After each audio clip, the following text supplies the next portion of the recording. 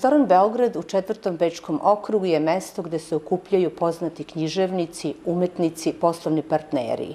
Posećuju ga pretežno Austrijanci, naši iz dijaspore i turisti. Danas postoji mesto gde su Richard Wagner i Franz Liszt i drugi poznati kompozitori pili kafu. A vi, poštovani gledaoci, da bi se uverili u kvalitet usluga i u vrhunsku ishranu u restoranu Beograd, možete proveriti i posetiti restoran Beograd. Pratite emisiju Fokus, lepo što ste sa nama. Mi se danas nalazimo u restoranu Beograd u 4. Bečkom okrugu, a moji gosti koji su sa mnom u restoran Beograd došli su gospođa Mirjana Marković, književni stvaralac, pisac, režiser, možemo reći, pa i glumac. Dolazi nam iz Sremske Mitrovice, a povod kojim je došla u Beč su Srpski dani kulture u Palati Palfi. Sa moje leve strane je gospodin predsjednik Romskog udruženja Bare Jaga, gospodin Bogdan Nikolić, a mi ćemo u razgovoru otkriti šta je to što spaja gospođu Mirjanu Marković i gospodina Bogdana Nikolić iz Romskog udruženja. Gospođo Mirjana, mi smo sinoć prisustvovali vašoj divnoj promociji književno stvaralaštvo pisca i autora mnogih knjiga, Mirjane Marković, 7 knjiga, poezije i 2 romana. Kakvi su utisci sa sinoćnje predstave i sa sinoćnje promocije? Meni je sinoć bilo predivno iz razloga, ne samo zato što je promovisano moje stvaralaštvo, već što su na promociji bili moji prijatelji pisci iz Beča sa kojima imam dugogodišnju saradnju, a pored toga takođe bilo mi je divno što je među publikom bio i gospodin Nikolić sa kojim sam dugo godina sarađivala i radili smo i pozorišne predstave u kojim je glumilo društvo Bare Jaga iz Mačvanske Mitrovice, a takođe i mnogi projekti su realizovani i bili plod naše saradnje dugogodišnje. Takođe u publici su se našli i moji učenici, jer sam jedno vreme i radila kao profesor istorije u školi i bila direktor škole, i tako da je i to posebna emocija, a svakako među publikom su bili ljudi koje ne poznajem, koje sam imala prilike sinoć da upoznam. Ja sam gostovala u mnogim gradovima, imala promocije mog stvaralaštva u Parizu, u Frankfurtu, u Kalkuti, u Indiji, u Istanbulu, u Turskoj. Moje knjige, poezije prevođene su na mnoge jezike. Takođe, novi roman koji je objavljen skoro se prevodi na turski i bit će uskoro štampan u Istanbulu. I svakako da i ova promocija koja se dogodila sinoć u Beču za mene je predivna i mnogo mi znači u mom stvaralaštvu. Vaše knjige i kako smo sinoć u tom divnom predstavljanju vaše poezije videli, vi u stvari pišete srcem i dušom, iskazujete te emocije na papiru. Šta je to što vas inspiriše da tako odjednom dođe jedan roman, jedna knjiga poezije? Jesu to neki nekih prilike u društvu? Jesu to neki odnosi u porodici? Kakva inspiracija se kod vas budi? Za mene lično inspiracija moje poezije na prvom mestu je ljubav. Moja poezija je uglavnom ljubavna, ali pored toga imam i dosta pesama koje su sa socijalnom tematikom.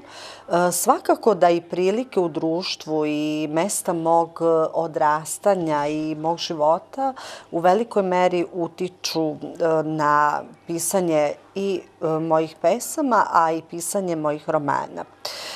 Konkretno, roman Intrigantno škakljivo je roman koji oslikava ne samo da je tu prikazana i jedna ljubavna priča, već oslikava i političke prilike u Srbiji posle 5. oktobra i pre 5. oktobra.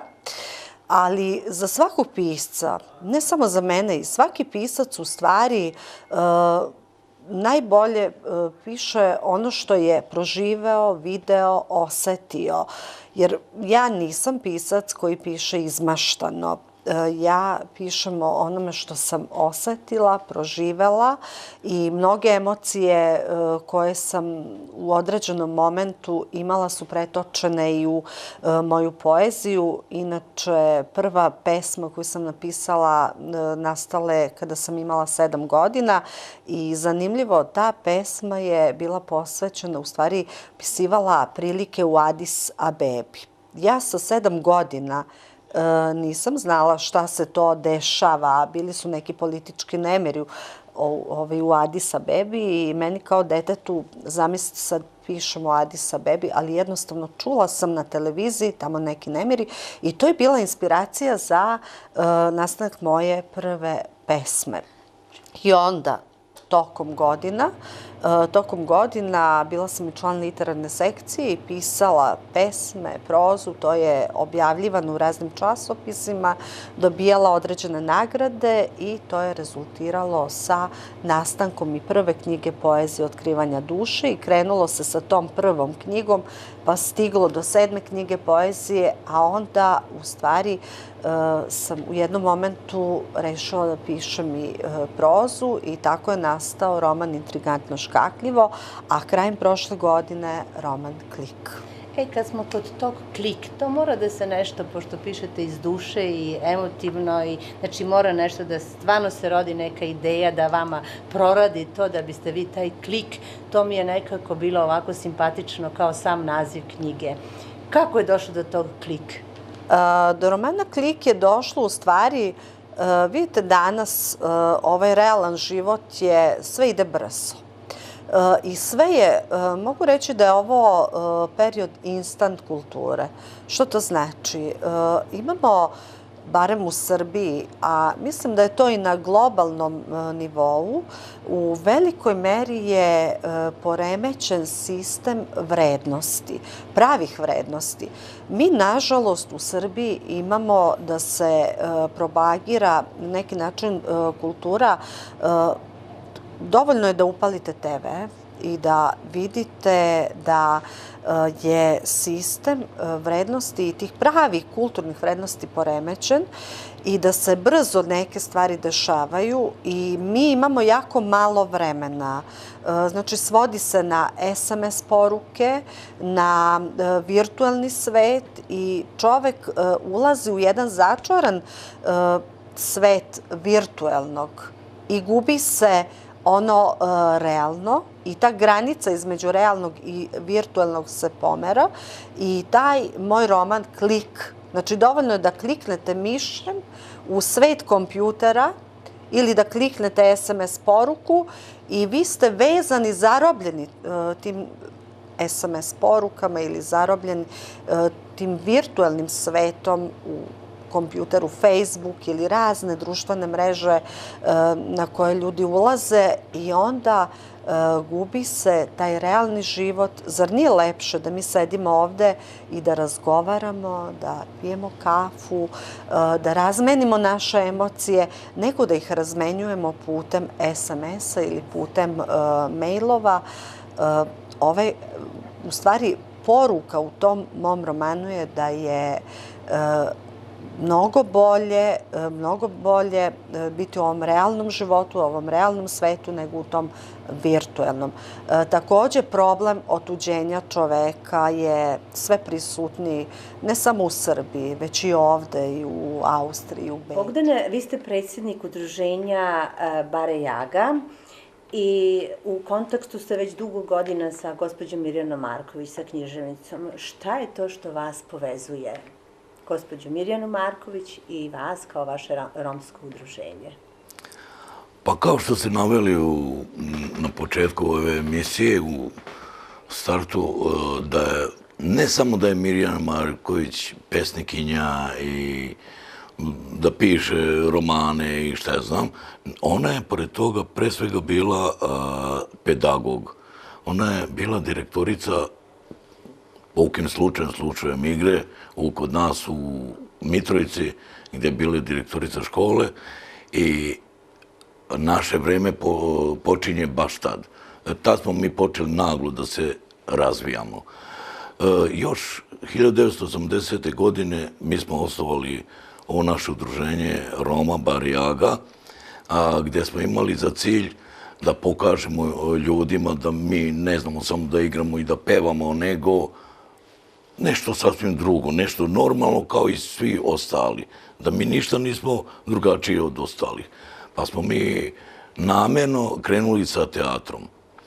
I tu smo i tražili pomoć i nismo znali kome da se obratimo i u pravo vreme, što bi kazala gospođa Marković, taj klik, to je to, ona se pojavila. I tada smo mi shvatili da od nje možemo da očekujemo svaku podršku. Te godine kada je ona došla, mi smo imali upisani u osnovnu školu negde oko 32 učenika. Da bi sljedeće godine u redovnom upisivanju došli do brojke od 98 učenika, što je veliki napredak. Zahvaljujući njozi i zahvaljujući njenoj podršci i svemu tome što mi radimo. I naravno, kad smo krenuli sa radom sa teatrom, deca su vidjeli koliko je to lepo, koliko je to uzbudljivo. Išli smo i na razna putovanja, još dok je bila i ex-Jugoslavija, nije bilo mjesta gdje nismo gostovali i kasnije i u samo današnjoj Srbiji. I shvatili smo da mi to možemo nešto da, kako da damo podstrek toj deci da još bolje napreduju. I mi smo tako kazali da neće niko biti član udruženja ako ne ide u školu, ako ne pohađa školu. Jer smo shvatili još tad da je najveća rak rana kod nas Roma u stvari neobrazovanje. A to neobrazovanje mnogo zna. Znači, možemo ipak reći da je gospođa Mirjana Marković svoju plemenitost i svoju dobrotu i njenu aktivnost pokazala i zaista se angažovala da taj projekat ostvari na tom kulturno-vaspitnom uzdizanju romske dece i naravno pratila vas je tokom celog tog projekta i pretpostavljam da isto tako i na raznim predstavama da su pretežno romska deca učestvovala. Naravno. Ja ne znam kojim rečima bih mogao da zahvalim gospođi Mirjani, jer mnogo uticala na nas sve, kako na Rome, tako i na nerome. Mnoge nagovarala da vide šta mi to radimo. Mnogi nas nisu poznali, nisu nam poznali dušu kao ona. Ona se baš u nas onako uvukla se u naš rad, u našoj taj sistem života i svega toga, da je ona stvarno svaki atom svog tela dala nama i pružila nam koliko god je mogla svoju nesebičnu pomoć. I mogu samo da kažem da je ona naravno bila i jedan od reditelja mnogih predstava. Što dečiji, što za odrasle. Navešću vam samo jednu posljednju ovu što smo radili, to je Krvaje svadbe od Garcije Lorke. Znate, mnoga veća i neromska pozorišta nisu smjela da se uvate u koštac, da odigraju jednu Lorku sa krvavim svadbama. To je nešto veliko. Sa svim onim šarenilom i sa svim onom igrom i svemu onome, to je teško odigrati. Mirjana je to lepo oblikovala i scenariju i režiju. Tako, da, baš tako. Tako da smo priveli do kraja taj projekat i svi smo oduševljeni. Pored toga išla su i dečje predstave, kao što je Kapetan John Peoplevox, pa Tri u Gursuza, onda Pandorina kutija i tako dalje. Mnogo toga smo uradili, ali što mene najviše u stvari vuče i drži i još uvek sam u tim vodama, to je u stvari to da izvučemo taj narod iz te neke naše bede i začaranog kruga.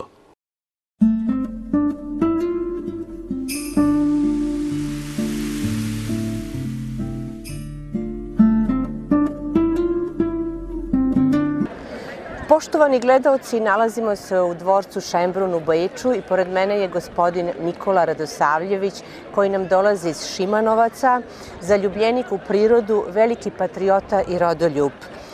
Gospodin Nikola Radosavljević je gost na Srpskim danima kulture u Beču i predstavio nam je turističku destinaciju Obedska bara koja je bila veoma afirmativna i uspešno održana.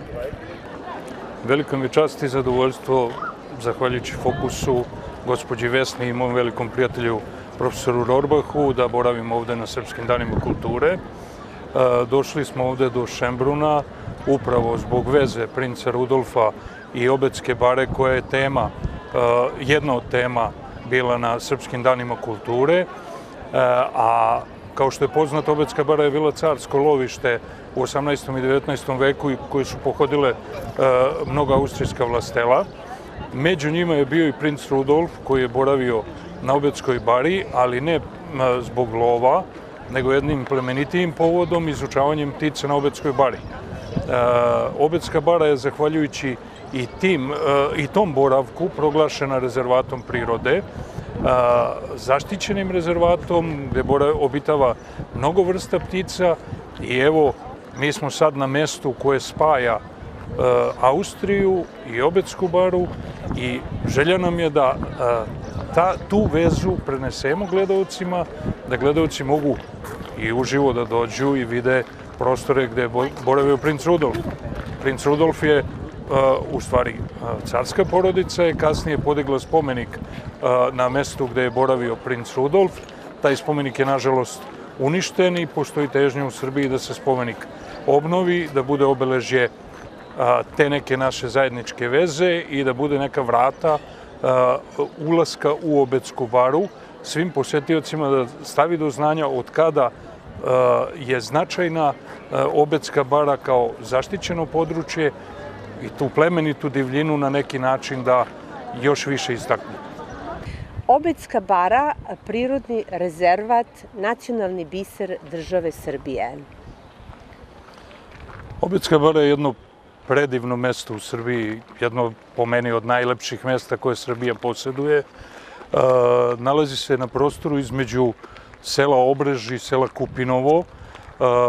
Izuzetno je bogata florom i faunom, obitava mnogo vrsta ptica, što stanarica, što onih koje, eto, slete kod nas usput da se odmore i bogat životinjski i biljni svet. Pored toga, to je jedno izuzetno arheološki bitno mesto, još iz neolita postoje tragovi naseobina na tom prostoru. Postoje i geotermalni izvori sa visokotemperaturnim vodama koji, nažalost, nisu iskorišćeni, ali se nadamo da će u nekoj budućnosti biti iskorišćeni. I već je počela da se nazire neka turistička infrastruktura koja se može iskoristiti da se ta lepota, da se omogući ljudima da vide tu lepotu, da dođu i da je vide. Popisane su sobe, tako da imate prostore i u Kupinovu, a i na samoj Obedskoj bari u hotelu da boravite par dana. Imate mogućnosti da iznajmite čamac, eventualno da odete na pecanje ili jednostavno samo da izađete na taj prostor Obedske bare i uživate u tišini i cvrkutu ptica. To je nešto, neka tišina, neka mirnoća, neko prostranstvo koje jednostavno odmara čoveka i vodi ga da zaboravi sve svoje svakodnevne probleme i ja sam izuzetno zahvalan Bogu što me smestio na te prostore, da živim u tim prostorima i da mogu često da odem baš lično da uživam u tom prostoru. Prekini. Gospodine Radosavljeviću, koje sve turističke manifestacije u toku godine može jedan turista da poseti i šta sve, pored tog kapaciteta koji posedujete, šta bih još moglo u okolini Obedske bare da se vide? Pa vidite ovako, najbitnije za naselje Kupinovo i za samu Obedsku baru su dve manifestacije. Prva je regata Majke Angeline koja se održava početkom avgusta svake godine, vrlo interesantna jer polazišna i dolazišna tačka se pešice u razmaku od 5 km, a regata Savom prelazi, jer tu Sava pravi velik luk, 25 km. Tu se zakači po 40 plovila i možete jednostavno da uživate skoro ceo dan na reci Savi, a onda vas na cilju dočekuju ljudi, žene sa domaćim radinostima, sa domaćim specijalitetima, kuvaju se gastronomski specijaliteti iz naše kraja i time se nude gosti. To je izuzetno fino osmišljeno i imate slavu Majke Angeline, bukvalno par dana posle regate, u selu Kupinovu, koja je otvorena bukvalno za sve goste i meštani su izuzetno srdačni i gostoljubivi. Okolo se dešava više manifestacija, imamo povremeno fijakerijade, gibanicijade u naselju Ašanja recimo, i to su sve neke manifestacije koje je interesantno posetiti usput kada dolazite na Obetsku baru i nikako ne bi trebali propustiti posetu Muzej hleba u Pećincima, koji je osmislio i svojim rukama napravio naš akademski slikar gospodin Jeremija, koji je otvoren svake subote, a redovno, a otvara ga najavljenim gostima bukvalno svaki dan, što je vrlo bitno. Eksponati su svi u radu i možete uživo da vidite kako se kroz istoriju na tim prostorima pripremao hleb, u stvari dolazilo do hrane. Kad smo kod tog kulturno-istorijskog značaja Obedske bare i tog dela vezano za Pećince, Kupinovo, Šimanovce i taj deo, recite mi, ta nalazišta se nalaze još, rekli ste, iz perioda neolita, a to su bile i zadužbine despota Brankovića. To je bilo, da, formiran je grad, utvrđenje Kupinik, prvo su bili Lazarevići, a potom je dodeljen Đurđu Brankoviću na upravu, a kasnije i njegovom najstarijem sinu Đorđu sa njegovom suprugom Angelinom. Tu su čak bili smeštene mošti svetog Đurđa Brankovića, a kasnije i pokojnog svetog Maksima, u stvari Đorđa Brankovića, koji se kasnije zakaluđerio. Taj prostor je bio izuzetno bitan za zaštitu ovog dela od najezde Turaka i Sulejmana, koji je sam sebe proglasio veličanstvenim, koji nažalost uspeo da probije te bedeme 1521. godine i da do temelja uništi dvorac Kupinik. Tako da je praktično trebalo nekoliko vekova da se i kompletno naselje oporavi od tih rušenja i epidemije kuge, pa se onda u 18. i 19. veku primećuje stalni porast broja stanovnika i onda počinje ova veza zbog koje se evo i nalazimo u Šembrunu, postaje carsko lovište, tu dolazi carska porodica iz Austrije i onda to već poprima malo veći istorijski značaj kada govorimo o ovom delu. Princ Rudolf je bio i zaljubljenik u prirodu i upravo to ispitivanje tih svih vrsta ptica, to je kod nas jedina destinacija gde zaista mogu i biolozi i pored turista koji dolaze da rade na ispitivanju i na tom nekom biološkom većem usavršavanju i kad je u pitanju ekologija isto tako. Da, svakako, i to često posećuju stručnjaci iz raznih delova sveta i organizuju se međunarodni kampovi gde dolaze studenti iz svih delova sveta koji rade na uređenju tog prostora oko Obedske bare.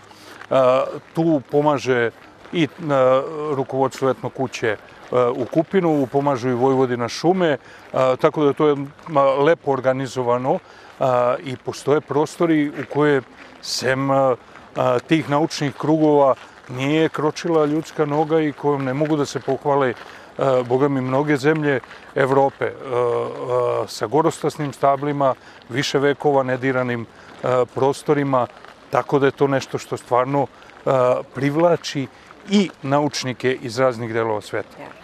Zub vremena vekovima je uticao da ti ostaci još uvek su ostali samo, kako bih rekli, kamen, a ništa se ne preduzima. Da li imate neku informaciju, da li Zavod za zaštitu spomenika ili država Srbija nešto u tom pravcu radi i preduzima? Pa koliko je meni poznato, postoje planovi i za obnovu, recimo, spomenika princu Rudolfu, postoje planovi i za obnovu zamka Kupinik, postoje planovi za uređenje turističke infrastrukture. U tim krajevima, nažalost, kriza je učinila svoje, nedostatak novca je učinio svoje, tako da se čine se koraci, ali su ti koraci mali i sada u početku slabo vidljivi. Ja se nadam da će to u budućnosti biti daleko vidljivije i kasnije i dostupnije, da mnogo više očiju vidi tu lepotu koju mi imamo u našoj sredini. Hvala vam puno. A nama, dragi gledalci, ostaje da pozovemo sve ljubitelje prirode, zaljubljenike u ekologiju, u kulturno-istorijske znamenitosti, da dođu i posete Obedsku baru, jedan divan prirodni rezervat gde se flora i fauna ukrštaju i gde možete da nađete svoj mir u duši.